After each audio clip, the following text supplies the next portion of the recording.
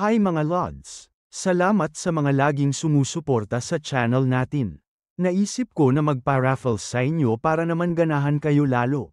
Ang kailangan nyo lang gawin ay mag-comment, share, at like sa mga video na lalabas simula August 1.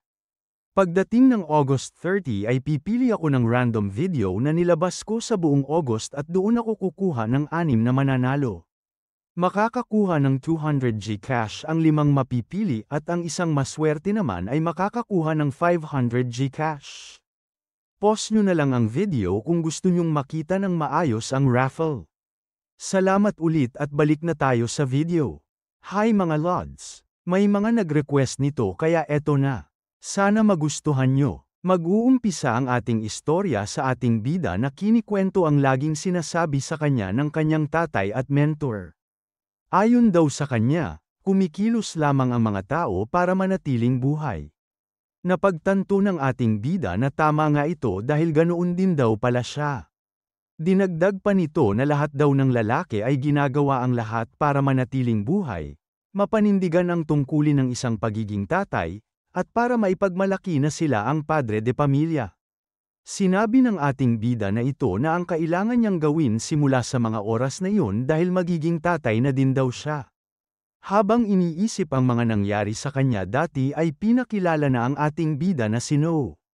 Sinabi niya na nung nag-aaral pa lamang siya ng martial arts ay naniniwala na siya na kailangang mangarap ng mataas ng isang lalaki. Habang iniisip ang kanyang mga gagawin ay sinabi niya sa kanyang sarili na kayang-kaya niya itong gawin. Determinado itong maging man of steel at maging sobrang mayaman para magkaroon daw siya ng 3 asawa at 7 concubines o ibang mga babae. Pero, kahit na 2 oras lang siyang natutulog sa isang araw dahil sa kanyang training ay kahit isang beses ay hindi pa rin niya natalo ang kanyang tatay. Hindi pa yun ang pinakamalala dahil nung mga panahong yun daw ay sobrang tanda na ng kanyang tatay at isa lamang daw itong hindi kilala at walang pangalang Wanderer. Naalala naman nito ang sinabi sa kanya ng kanyang tatay na hindi naman na niya kailangang mag-alala dahil sapat na ang kanyang lakas para mabuhay ng maayos at kung magiging maingat lang daw siya ay pagpapalain siya ng isang magandang buhay hanggang sa tumanda kagaya ng nangyari sa kanya. Sinabi ni No na humble lang talaga ang kanyang tatay at wala daw itong ibang hiniling sa kanya kundi ang maging ganun din.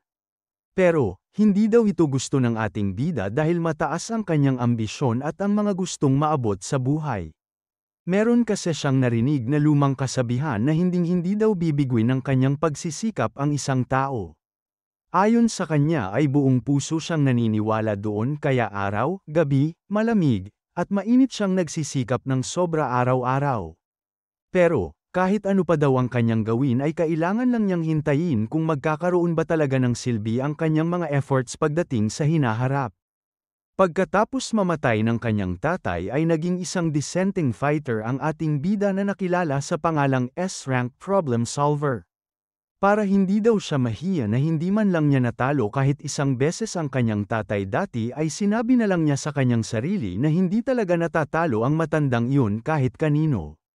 Siya lang daw ang nag-iisang tao sa lahat ng kanyang nakalaban na nakatalo sa kanya nung mga panahong iyon. Bago mamatay ang kanyang tatay ay lagi daw sinasabi sa kanya nito na wag papasukin ang mundo ng martial arts. Hindi sigurado si No kung ano ang kanyang rason pero kahit alam niya na delikado doon ay walang takot pa rin siyang pumasok doon. Positibo daw kasi siya na dahil sa kanyang training at mga nalalaman ay walang makakatalo sa kanya doon. Pero, nagbago daw ang lahat ng iyon nung nakalaban niya ang isang lalaki. Hindi na daw niya ito gustong pag-usapan kaya sa susunod na lang daw niya ulit ito ikikwento. Pagkatapos noon ay sinubukan niya ang trabaho ng kanyang tatay dati na Wandering Traveler o kilala din sa pangalang Wanderer. Dahil doon ay dito na daw niya nakilala ang kanyang mapapangasawa. Siya daw ang isang tipo ng babae na hinding-hindi maaabot ng kagaya ng ating bida. Nung una niya itong nakita ay ang unang impresyon sa kanya ni No ay galing ito sa mayamang pamilya. Naaalala pa kasi nito ang una nilang pagkikita nung suot nito ang kanyang silk dress at ang masaya nitong ugali na walang pinipiling kausap. Inisip ng ating bida na sobrang layo ng kanilang pagitan kaya ang magagawa na lang niya pagkatapos noon ay ang manood sa kanya mula sa malayo. Pero, hindi pa rin siya masyadong sigurado pero makalipas lamang ang ilang taon ay naging mag-asawa na sila. Lahat ng tao sa kanyang paligid ay maganda ang turing sa kanya dahil meron daw talaga itong kakaibang aura. Tuwing tumitingin daw siya sa kanyang asawa ay lagi nitong iniisip na hindi pa rin siya makapaniwalang siya ang pinili nito. Kaya, ginawa daw ni No ang lahat ng kanyang makakaya para hindi ito magsisi sa kanyang desisyon. Pinasok niya ang lahat ng pwedeng trabaho para makapag-ipon ng marami. Wala naman daw kasi itong ibang gusto kundi ang mapakain ang kanyang asawa at mabigay sa kanya ang lahat ng kanyang gusto. Pero, hindi daw niya ito magawa dahil yung dating sweldo niya na sobra-sobra para sa kanyang sarili ay kulang na para sa kanilang dalawa. Naalala nito nung umuwi siya ng isang beses galing sa trabaho at binigay nito sa kanyang asawa ang maliit niyang sweldo. Nang hingi ng tawad sa kanya si No dahil maliit lang ito pero nagulat siya nung yumuko sa kanya ang kanyang asawa at nagpasalamat sa kanyang hard work. Pagkatapos noon ay nabuntis na rin ang kanyang asawa kaya inisip ng ating bida na siya na ata ang pinakaswerteng lalaki sa buong mundo. Para daw kasi sa isang lalaki na wala ng pamilya ay ang pagiging padre de pamilya ang pinakamataas niyang karangalan sa buhay. Pero, bigla na lang nagbago ang lahat dahil sa natanggap nitong balita. Hindi mapakilang paikot-ikot si No sa labas ng bahay habang naririnig niya ang mga sigaw ng kanyang asawa. Napasabi si No sa kanyang sarili na wala ba siyang magagawa para sa kanyang asawa. Biglang lumabas ang isang matanda at sinabing 5 oras na ang lumilipas pero hindi pa rin lumalabas ang bata. Nag-aalalang napatanong si No kung anong kailangan niyang gawin. Tumingin ang matanda kay No at sinabing wala siyang dapat gawin, ang kailangan niya lang ay magdesisyon. Nag-aalala namang tinanong ni No ang matanda kung ano ang ibig niyang sabihin. Sinabi sa kanya ng matanda na kailangan niyang mamili kung sino ang kanyang isasalba, ang bata ba o ang kanyang asawa. Nang marinig ito ni No ay napamura siya at napatanong kung bakit kaya siya minamalas ng ganun. Bigla namang sumigaw si No at sinabing hindi na niya kailangang pumili dahil ang kanyang asawa ang kanilang ililigtas. Bigla namang may sumigaw na galing sa loob at tumutol sa kanyang desisyon. Ito ay ang asawa ng ating bida at sinabi nito na kahit anong mangyari ay pipiliin niya ang kanyang anak. Agad na nag-alala si No at ang matanda dahil hindi pwedeng tumayo ang kanyang asawa kaya pinapahiga nila agad ito sa loob.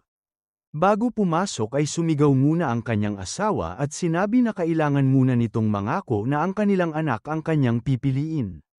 Dahil dito ay napilitan si No na pumayag sa gusto ng kanyang asawa para pumasok na ito sa loob. Pagkatapos noon ay inalalayan na ng matanda ang babae pabalik sa kanyang kwarto. Makalipas lamang ang ilang sandali ay narinig na agad ni No ang pag-alalay ng matanda sa kanyang asawa sa panganganak. Lalo itong kinabahan nung narinig ng ating bida ang iyak ng kanyang anak. Hindi na nito napigilan ang kanyang luha nung narinig niyang sinabi ng nagpapaanak sa kanyang asawa na lalaki daw ito. Bigla namang lumabas doon ang matanda at napasigaw na kambal ang kanyang magiging anak kaya tumawag pa daw siya ng 2 pang babae para tumulong sa kanya sa loob. Nang narinig ito ni No ay mabilis itong tumakbo upang humanap ng pwedeng tumulong sa babae. Pagkatapos ng ilang oras ay makikita natin na hindi lang pala kambal ang kanilang anak kundi triplets. 2 cute na lalaki at isang magandang babae. Hindi mapigilan ni No na hindi maiyak habang nakatitig sa kanyang mga anak at asawa. Sinabi ng kanyang asawa na maaari niyang buhatin ang mga bata kaya tinulungan siya ng matanda para maayos niyang mabuhat ang mga ito. Hindi niya maipaliwanag ang kanyang nararamdaman habang karga-karga ang 3 niyang anak. Paulit-ulit sa isip ni No na anak niya ang mga ito at hindi daw niya pababayaan ang mga ito. Bigla namang tinawag si No ng kanyang asawa kaya't napalingon ito sa kanyang direksyon. Tumulo bigla ang mga luha nito habang nanghihingi ng tawad at sinabi na nandoon daw dapat siya sa kanilang tabi. Tinanong ni No kung ano ang ibig sabihin ng kanyang asawa dahil nagsasalita daw ito ng parang aalis na siya. Humingi lang ulit ng tawad sa kanya si Mira habang patuloy pa rin ito sa pag-iyak.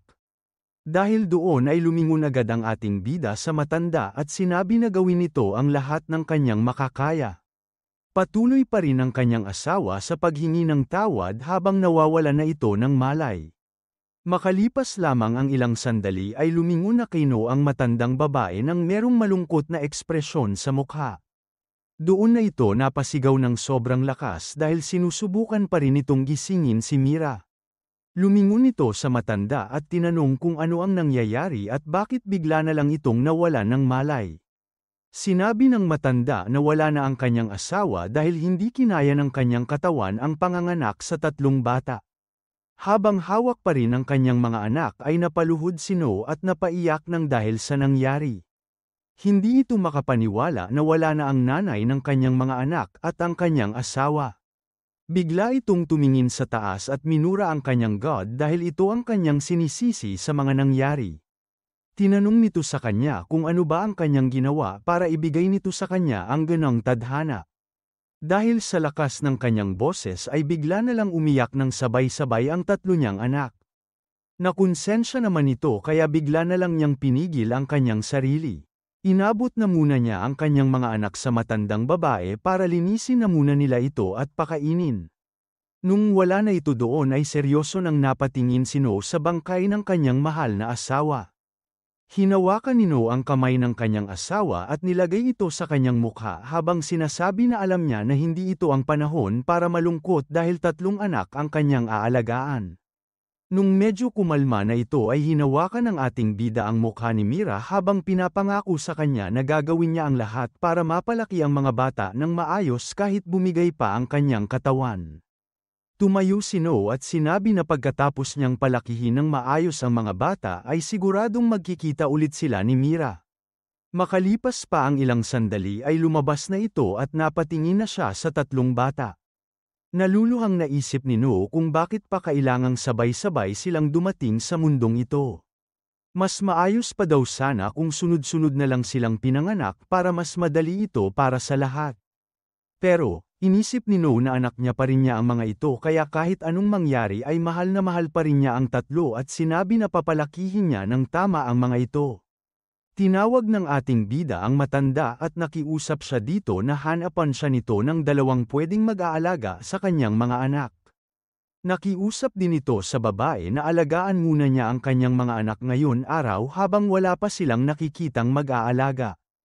Nung nakaalis na doon ang matanda at ang kanyang mga anak ay bigla na lang sinampal ni No ang kanyang mukha. Sinabi nito sa kanyang sarili na wag na siyang mag-isip ng kung ano-ano dahil kailangan niyang gawin ang lahat para buhayin ang kanyang mga anak.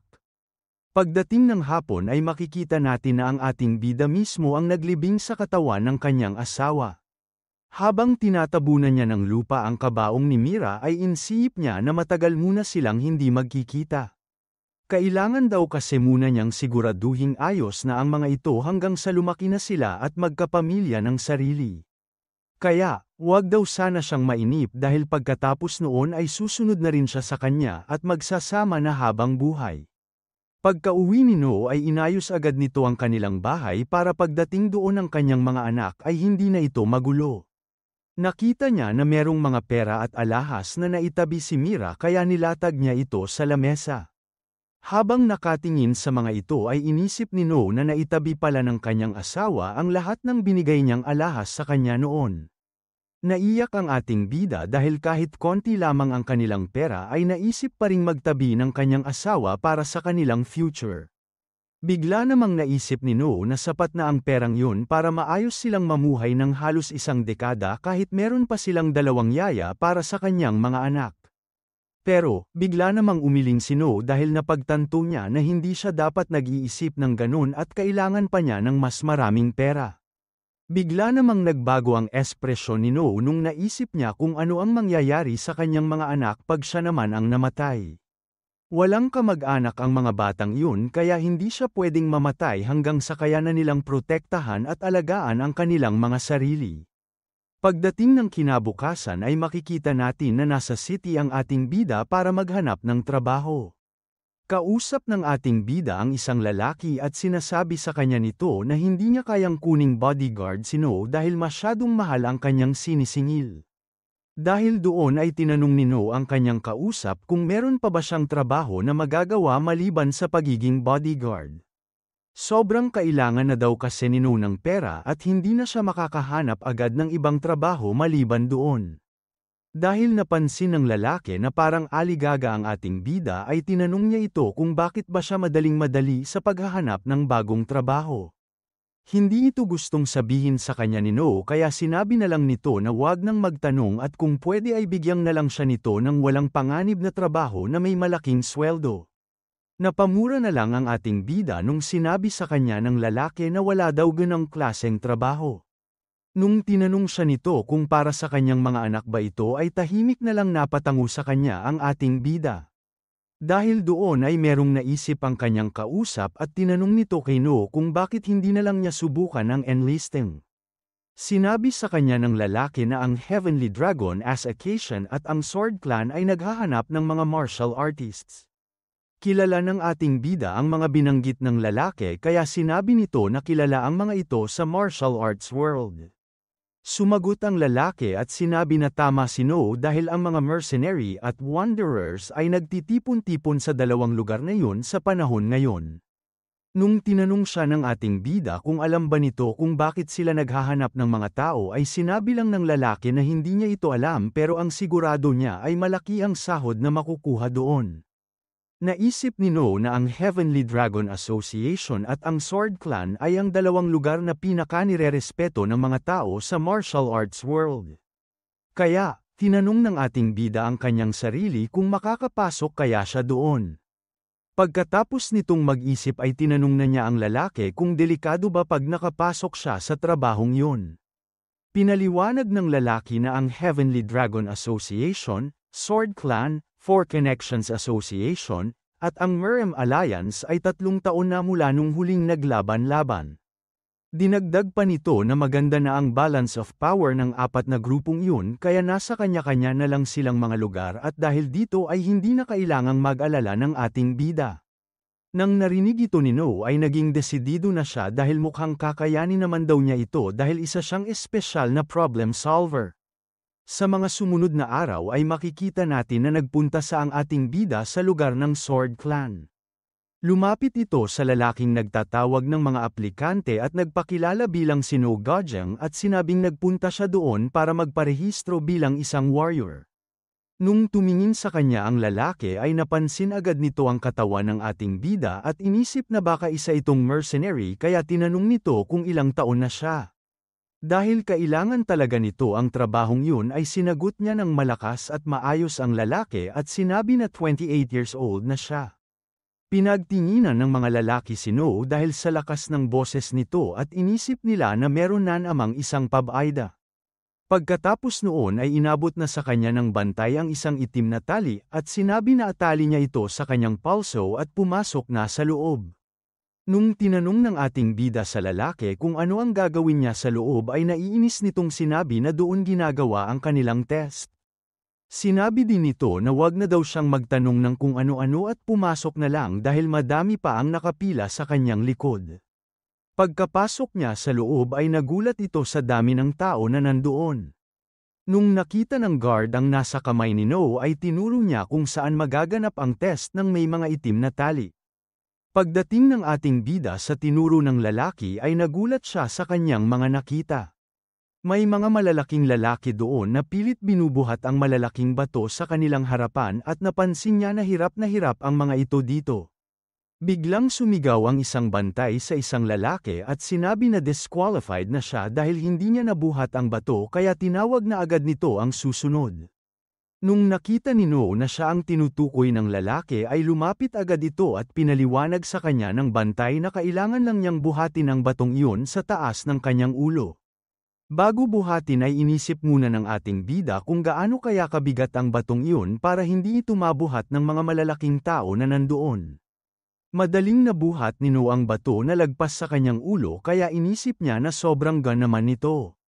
Akala niya ay sobrang bigat nito kaya ginamit niya ang lahat ng kanyang lakas pero nasobrahan ang kanyang puwersa kaya sumakit ang kanyang balakang dahil doon. Hindi niya ito pinahalata sa mga nandoon kaya tinanong na lang nito sa bantay kung ayos na ba ang kanyang ginawa. Dahil sa gulat ay napanganga na lang ang mga nandoon at sinabi na sa kanya ng bantay na pasado na siya sa test na yun. Dahil doon ay binaba na nito ang bato at tinuro na sa kanya ng lalaki kung saan ginaganap ang susunod na test.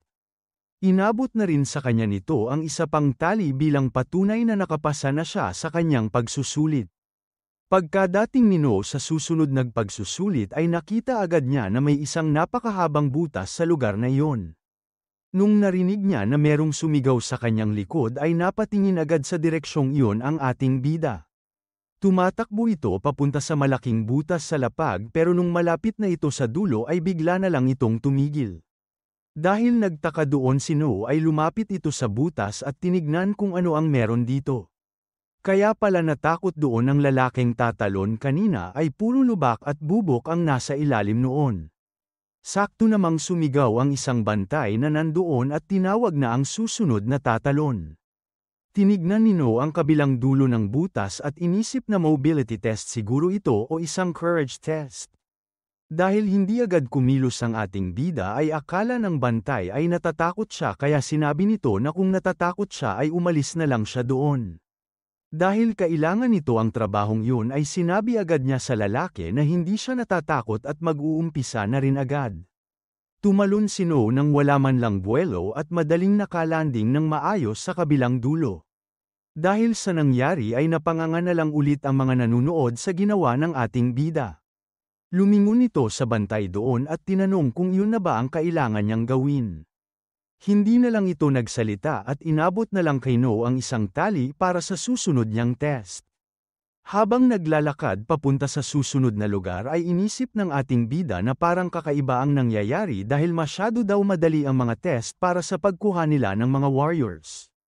Pagdating ni No sa sumunod na pagsusulit ay nakita niya ang mga lalaki na hirap magtaga ng kahoy sa kailang harapan. Habang nakatingin sa mga ito ay inisip ng ating bida na hindi naman lumberjacks ang kanilang hinahanap kaya bakit daw kaya ganun ang kanilang pagsusulit. Natigil ito sa pag-iisip nung bigla na lang inabot ng lalaki ang isang espada at sinabing pare-parehas ang gagamitin nilang sandata para walang lamangan. Kinuha ito ni No at tinignan niya ang kahoy na kailangan niyang hatiin sa dalawa. Pagkatapos noon ay napansin nito ang katabi niyang lalaki at kung gaano ito nakafocus habang naghahanda na puputulin niyang kahoy. Uumpisahan na sana nito ang kanyang gagawin pero natigil ito nung narinig niya ang isang malakas na tunog galing sa kanyang katabi. Walang hirap na naman palang nagawa ng ating bida ang kanyang pagsusulit kaya ang akala ng mga nanunood sa kanya ay isa itong napakatalentadong tao. Tinanong lang ulit nito sa kanyang bantay kung ayos na ba ang kanyang ginawa at sinabi na lang nito na pasado na ulit siya sa stage na yun. Habang tinitignan ang mga tali sa kanyang kamay ay tinanong ni No sa bantay kung saan ang susunod na test. Tinignan muna ng mabuti ng lalaki ang mga tali sa kamay ng ating bida at nung nakita niya na kumpleto na ang mga kulay at sinabi nito na tapos na ang kanyang pagsusulit. Nung marinig ito ni No ay agad siyang nabalisa at napaisip na baka katulong lamang ang hinahanap nila na marunong makipaglaban ng konti. Natigil ito sa kanyang iniisip nung bigla na lang siyang tinanong ng lalaki kung ano ang kanyang title o titulo. Hindi alam ni No kung ano ang tinutukoy ng bantay kaya tinanong niya ito kaya galit nitong tinanong ulit kung ano ang kanyang martial title. Nung naintindihan na nito ang tinatanong sa kanya ay sumagot ito na kilala daw siya sa palayaw na special problem solver sa kanyang pinagtatrabahuhan dati. Hindi naman nagustuhan ng bantay ang kanyang pangalan pero para makasigurado ay tinanong nito kung isa ba siyang mercenary at kung saan siyang school galing.